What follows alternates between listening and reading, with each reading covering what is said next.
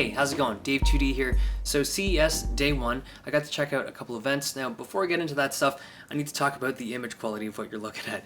I'm shooting this on a smartphone. I actually went to CES very light this year. I brought two smartphones, Pixel 2 XL and an iPhone 10, and the image quality is significantly worse than I thought it would be. So a lot of event spaces are dark. I knew they'd be dark, I expected it, but I just thought the image quality on these new smartphone cameras would just be a little bit better, and it's just bad. I apologize in advance. Okay, first thing I went into was the Acer event. They have a couple of new devices this year. The one that stood out to me was the Acer Swift 7. So this has been updated, but it's now a little bit thinner, a little bit just better across the board. And this is a really well-built, ultra-thin laptop. It is literally the thinnest laptop in the world right now, 8.98 millimeters, and it's a 14-inch screen, but a really nice keyboard. So a lot of devices that are this thin just have to compromise on the keyboard. Just the typing experience isn't very good. This feels like a regular Ultrabook with nice key travel, backlit keys and everything.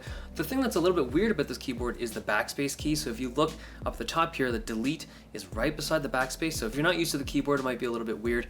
The trackpad does not click. So there's a tap mechanism, but there's no actual physical movement when you tap. There's literally no tactile response when you tap at it. It's just like tapping, but it's a very good trackpad, Windows precision drivers.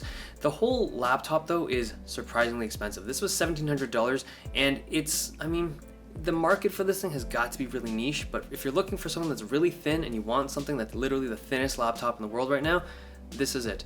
There's also 4G LTE built right into the laptop, so we can use a nano SIM or eSIM, and you can basically have this thing connected to the internet all the time without needing to tether it to your phone or anything like that. Now, the thing that might be a deal breaker for some people is that this thing is using a 7th gen Intel CPU, and I thought it was a little bit weird because 8th gen is already here, but for devices that are this small and this portable, I don't think there's going to be a big difference between 7th and 8th gen performance.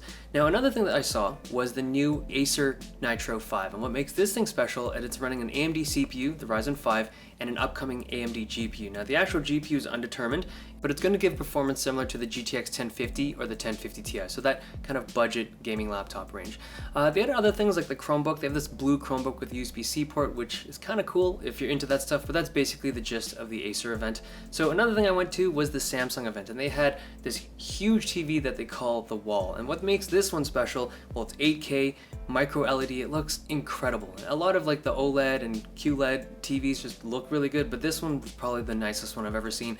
But the thing that really impressed me about this thing was the AI. So they have this technology for other TVs, not just this one, but a lot of their higher end TVs this year, but they use this algorithm to basically upscale lower res footage into 8K. So they can take some crappy 40p footage, look at this database, kind of figure out what needs to be upscaled and how to upscale each component with this algorithm, and then push it out in what seemingly is 8K content, which is crazy. The last thing I saw was another really big screen. It's the Nvidia BFG Displays, which is probably a reference to Doom, but they actually call it the big format gaming display. It's basically the 65-inch TV-shaped object, it's essentially a TV, but the panel is amazing for gaming. It's actually not meant for TV, like it's not geared towards having the best image quality for media consumption, but it's friggin' amazing for gameplay. So they had this thing connected up to a PC and they were demoing Destiny 2, and it just looked really, really good. Like you're looking at 4K, 120 Hz, really low response rate. It's basically a giant high-end gaming monitor with G-Sync. It looks so good. So it's obviously not geared to everyone. It's more for people that are building like some kind of like man cave and they want just a single display to do all of their gaming on, so console gaming, PC gaming, and obviously it's got streaming capabilities, but it's got HDR support. And they had this really cool demo where in Destiny 2 there's this NPC that's welding, but because of the high brightness on the screen, I think it hits 1,000 nits, the spark on the welder's tool was super bright. It was actually this blinding brightness that was emitted because of how bright the screen can get. And it's all G-Sync enabled to allow for some really smooth 120 Hz gameplay, but it's going to be expensive. They didn't release pricing yet, depending on the partner you're going to purchase it from. Like Asus is making one, Acer, HP, Omen is making one. They're all going to be similarly priced, I imagine, but they certainly won't be cheap. I'm looking for a screen like that though. Like that's something I really want for myself, assuming it's not too expensive, but yeah. Okay, so that's basically CES Day 1. Again, I apologize for this amazingly high res and crispy footage. I'll see you guys in the next video at CES.